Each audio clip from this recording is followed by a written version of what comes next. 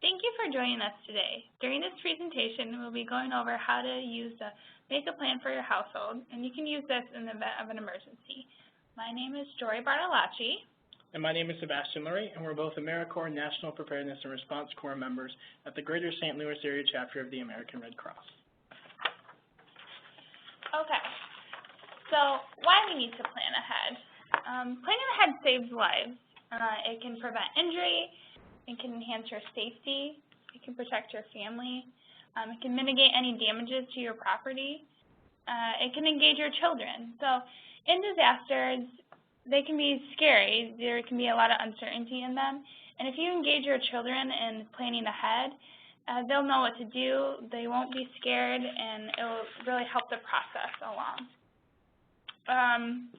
And we have a quote on all of the bottom of each slide, and it's by Benjamin Franklin, and it's something that we really feel is important. And it says, by failing to prepare, you're preparing to fail. And we really, really take this to heart in our preparedness department at the Red Cross, because we really think that planning ahead will save lives. It's not a question of saving lives, we know that it will. So how do you plan ahead? The Red Cross has two different ways as of now that you can access the Make a Plan feature. The first is there's a feature on the Tornado app, the Hurricane app, the Wildfire app, and the Earthquake app that allows you to make a plan inside the app on your smartphone. And the second way that we have available to you is a paper copy, and we'll go over both as we go along. Okay, so finding the app, or finding the Make a Plan part in the app. When you open the Red Cross app, you'll see the tool icon in the upper left-hand corner, and you choose the Make a Plan feature of that. And you can also access it through a different section, so you can also access it through the Plan Ahead section. And then you just scroll down into Related Links subsection.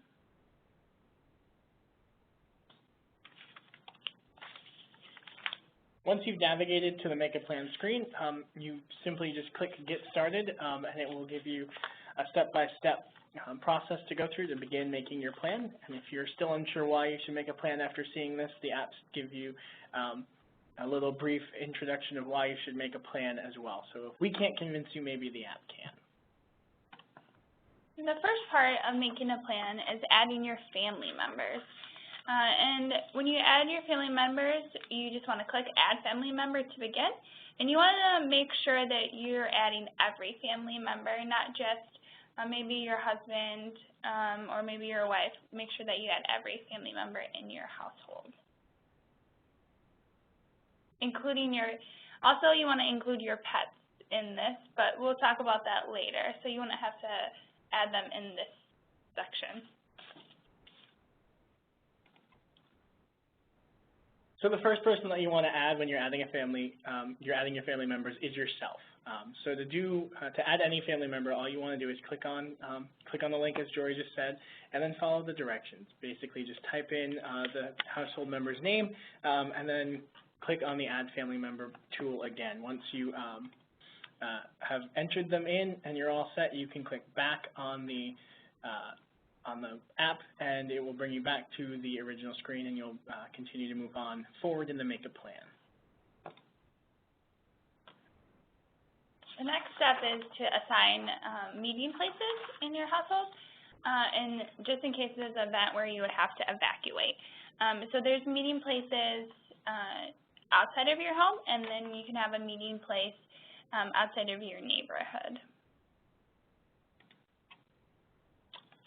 It is important to choose a place outside of your home that all family members know how to get to and that is a safe distance from the house. For example, if you lived in an apartment building, you may opt to meet in the parking lot. If you lived in a single-family home, you may choose to meet at a tree in the backyard or at the mailbox. You want to ensure that the meeting place can be safely reached and will not put you in harm's way. The meeting place outside of your home would most likely be used in the case of a fire. It is important to have a designated meeting place so that each family member can focus on getting out of the house as quickly as possible. If you know that everyone is supposed to meet at a certain place, you don't have to worry about going room to room to find everyone. While leaving, you can yell fire to warn the family. When planning an out-of-town meeting place, it is important to select a place that family members know how to get to by several routes, are familiar with, and are comfortable with. Examples of possible meeting places are your workplace, a school, a coffee shop, etc. The out-of-town meeting place would be used for a large-scale disaster that allows enough warning time to safely evacuate, i.e. flooding or hurricane.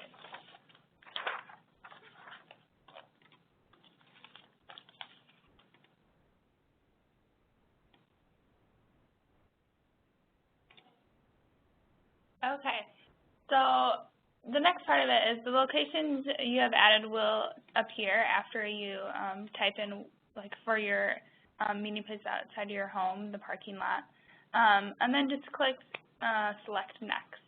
And you can only add one location per meeting place. So one location for outside of your home meeting place and one location for outside of your neighborhood meeting place. The next step in the Make a Plan feature of the apps is to add contacts. Here it's similar to adding the family members above. You just simply click on Add Contact. You can do this either from scratch, entering them yourself, or you can access your phone's address book or contact list and add them through that and connect your app to your contact list.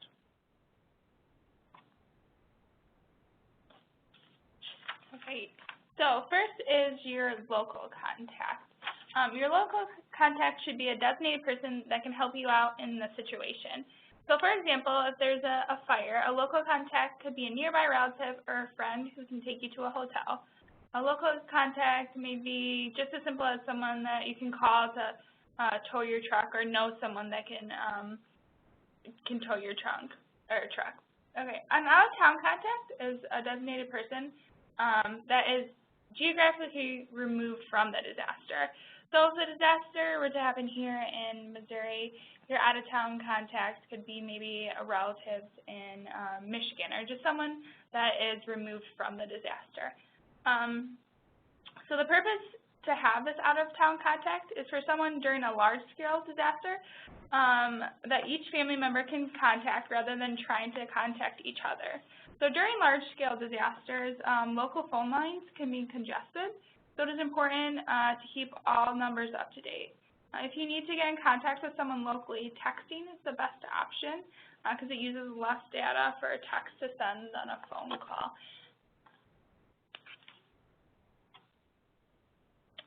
The next step in making your plan is to add an evacuation point. Your evacuation point should be a place you can go in the event of a large-scale evacuation. For example, in the event of a hurricane, your normal out-of-town meeting place may not be far enough out of harm's way. You may choose to go to an out-of-state family member's or a hotel in a city 3 states over. Keep in mind that the route may change as you go based on road closures or traffic, so be flexible. Because this feature utilizes GPS services, it does require cell service or internet connectivity.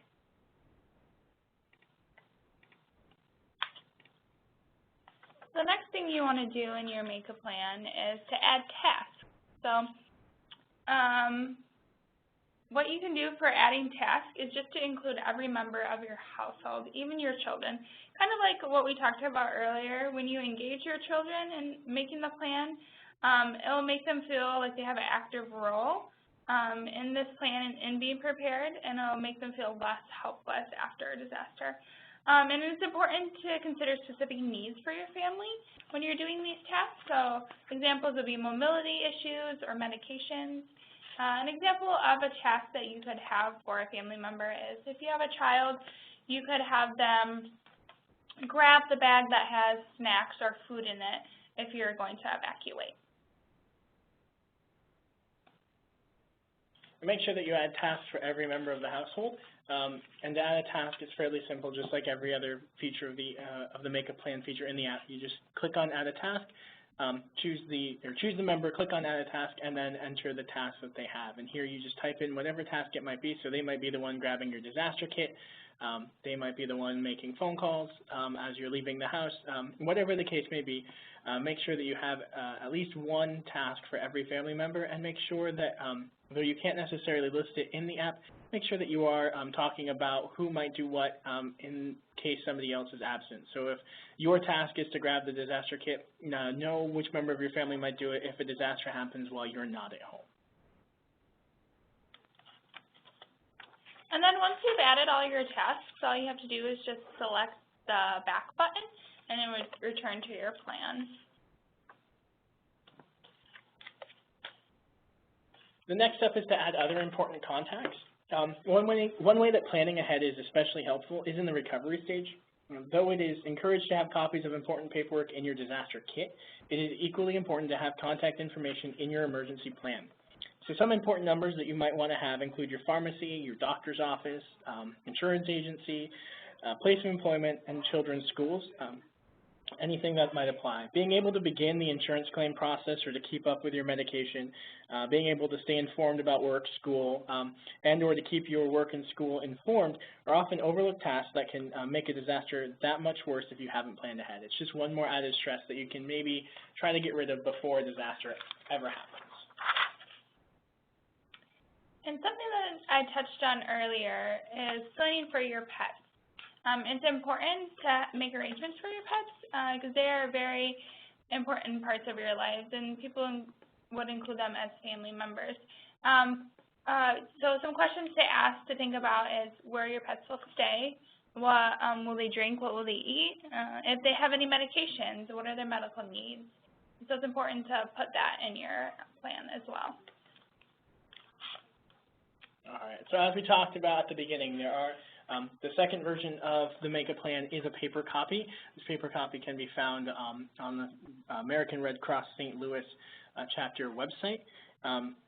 This paper copy is fairly similar to the version we just went over in the app, but it is a little bit more extensive and gives you some additional areas to write in and list everything that you need to know before a disaster. The first part of the paper plan is the contact info. So it's the emergency contact information. And it's important to know the best way to get a hold of each member of your family. This means listing several phone numbers that you can reach the person at. The disasters are stressful and they can impede someone's ability to think clearly. So by having these numbers listed, it will help you to stay calm and be able to remember how to reach your family. And it is equally helpful to have each family member where they are in a disaster in case you can't get a hold of them and where you might be able to find them. As Jori mentioned a moment ago, it is important to consider your pets as well when you're making the plan. Consider your pets as part of the family. Think of them just like you would anybody else in the family. And it's important to remember that pets utilize scent markers to identify familiar surroundings, and disasters can disrupt or eliminate these markers, and that disorients pets. So it's important to not only plan ahead for what you can do with your pets, but it's also important after a disaster to keep an eye on them to make sure that they're not wandering off or getting confused or running into debris and stuff like that. So it's important to plan for your pets and have a plan in place before something happens. So something on the paper version of the Make a Plan that is kind of unique is that you have a section for additional information. And there's two different parts where you're going to have additional information. And the first one is under all the emergency contact information for your family members. And this is what you would put for additional family members. So if you have additional family members that are important to you, maybe it could be your grandpa that's maybe next door that you help out a lot with, that you're a caretaker for. That's a great place to put that. Also, you can put additional information about the family members, so maybe their contact information, where they'll be most likely if a disaster were to occur. The next part of the paper version is similar to the app. It allows you to list a local and an outside of area contact. Again, as we've mentioned before, it's important to have a local contact who can assist in the moments immediately after a disaster, and an out-of-area contact who can serve as a central point of contact for your household. Okay, so emergency information. So this portion of the paper plan is to add information and phone numbers about maybe professionals or agencies that you would need following a disaster.